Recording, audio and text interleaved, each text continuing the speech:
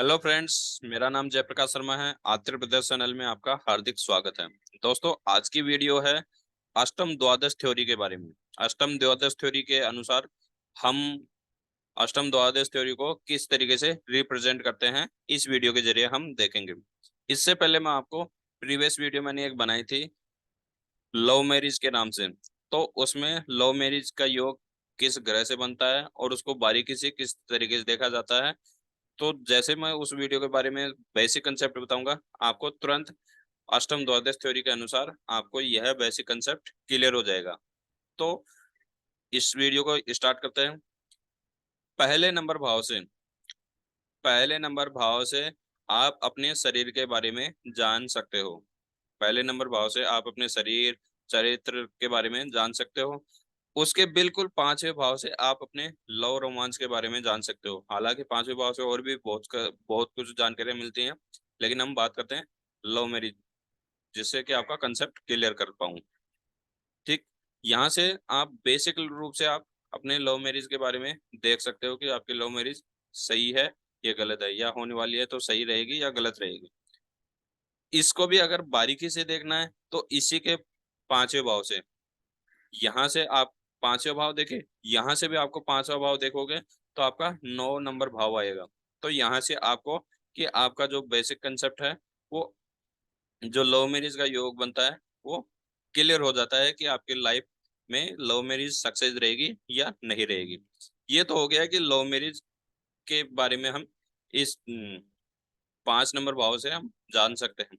अब बात करते हैं कि इस टॉपिक को मैं यहाँ क्यों लाया, क्योंकि यहाँ हम उम्र के बारे में बात करेंगे। अष्टम द्वादश थ्योरी के अनुसार हम उम्र के बारे में जानकारी लेंगे कि हमारी उम्र कम है या ज्यादा है, तो वो किस तरीके से रहेगी, इस वीडियो के जरिए हम देखेंगे। तो द्वादश थ्योरी में मैंने दो प्रकार की थ्योरी ली है। एक अष्टम द्वादश थ्योरी, एक अष्टम अष्टम द्वादश थ्योरी। इस अष्टम द्वादश थ्योरी से हम बेसिक तरीके से देख सकते हैं, नॉर्मली देख सकते हैं कि हमारी उम्र कितनी होगी। और जो अष्टम अष्टम द्वादश थ्योरी है, इससे हम एडवांस बारीकी में जाके हम देख सकते हैं कि हमारी एक्चुअल उम्र कितनी होगी। तो आइए देखते हैं। दोस्तों, हमारे शरीर का आकार या शरीर किस तरीके का होगा, वो हम देखते हैं लग्न से, यानी पहले नंबर भाव से। उसी के बिल्कुल अष्टम भाव में आप उम्र के बारे में जान सकते हो कि आपकी उम्र किस तरीके की रहेगी। अब उस उम्र को व्यय करने यानी कम करना या ज्यादा करना देखना है, तो इस 8 नंबर भाव के 12 नंबर भाव में जानकारी लेंगे। 12 नंबर भाव में कौन सा ग्रह बैठा है, मारक ग्रह बैठा है या योगकारक ग्रह बैठा है, तो वो हम देखेंगे। ये चीज बताने से पहले मैं आपको एक चीज क्लियर करना चाहूंगा कि अगर आपको अष्टम द्वादश थ्योरी के बारे में जानकारी लेनी है, तो आप सबसे पहले 2 नंबर भाव और 7 नंबर भाव के ग्रहों के बारे में पूरी तरह जानकारी ले लें।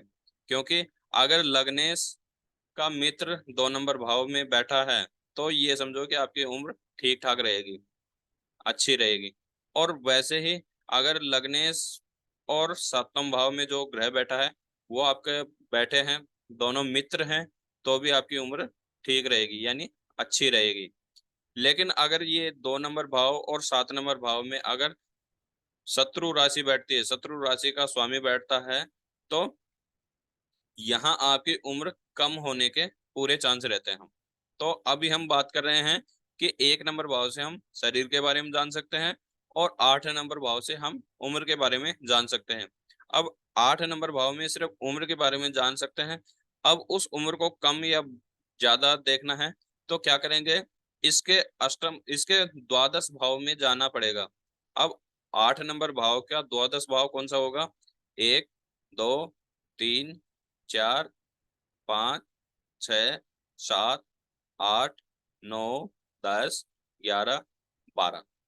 तो यहाँ इस घर से हम उम्र देख सकते हैं नॉर्मली, यानी बेसिक नॉर्मल आपको उम्र देखनी है।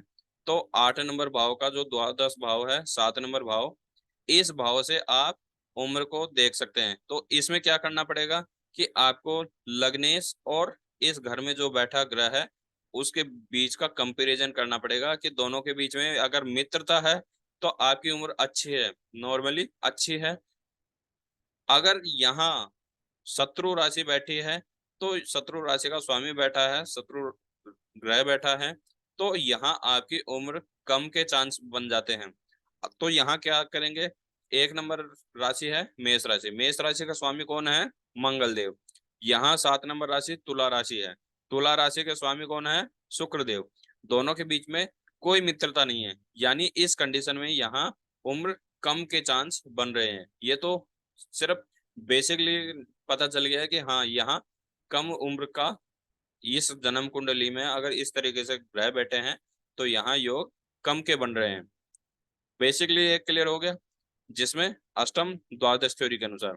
अब हम बात करते हैं अष्टम अष्टम द्वादश थ्योरी, यानी बारीकी से देखना है तो क्या करेंगे।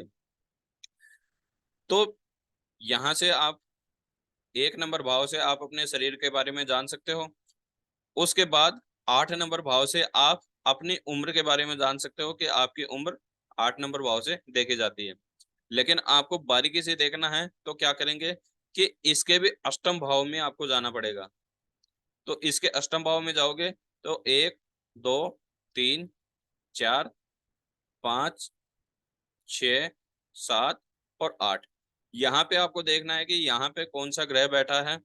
ठीक, उसके बाद इस घर के 12वें भाव में आपको जाना पड़ेगा। तो वहां से आपको निकलेगी कि बारीकी से आप देख सकते हो कि जातक की एक्चुअल उम्र कम है या ज्यादा है, और कम है तो कितनी है, ज्यादा है तो कितनी है। तो इसके द्वादश भाव में जाओगे तो यहाँ से 1 2 3 4 5 6 7 8 9 10 11 और 12। तो यहाँ 12 नंबर भाव यानी 2 नंबर भाव को भी आपको बारीकी से देखना है। 2 नंबर भाव में जो ग्रह बैठा है वो लग्नेश का मित्र है या शत्रु है। मित्र है तो आपकी उम्र अच्छी है, डिपेंड है कैलकुलेशन के अनुसार कि ये भी पता चल जाएगा कितनी होगी। लेकिन अगर यहाँ शत्रु राशि बैठी है तो उसी के अनुसार कम उम्र होगी, और वो भी क्लियर हो जाएगा कैलकुलेशन के अनुसार कि आपकी एक्चुअल कितनी उम्र होगी। तो यहाँ पे हम बात करते हैं कि 2 नंबर राशि वृष राशि, वृष राशि का स्वामी कौन है, शुक्र देव। यहाँ मेष राशि है, मेष राशि का स्वामी कौन है, मंगल देव। दोनों के बीच में कोई मित्रता नहीं है, तो यहाँ पूरे पूरे चांस बन रहे हैं कि आपकी उम्र कम है। यहाँ से आप बिल्कुल क्लियर कर सकते हैं कि यहाँ आपकी उम्र कम है। और एक्चुअल में देखें तो यहाँ फिर नक्षत्र वगैरह के हिसाब से कि आपके ग्रह कहाँ कहाँ बैठे हैं उसके अनुसार फिर कैलकुलेशन लगा के एक्चुअल आपकी उम्र पता करी जा सकती है। तो मैं दोनों थ्योरी आपके सामने प्रेजेंट किया हूँ बिल्कुल इजी तरीके से, कि आपको बिल्कुल नॉर्मल होकर बताया हूँ। कोशिश कर रहा हूँ कि पूरी तरह आपको समझ में आए। यह वीडियो आपको पसंद आई होगी। नेक्स्ट वीडियो जैसे आएगी आपके पास नोटिफिकेशन आ जाएगा। तब तक के लिए जय श्री राम।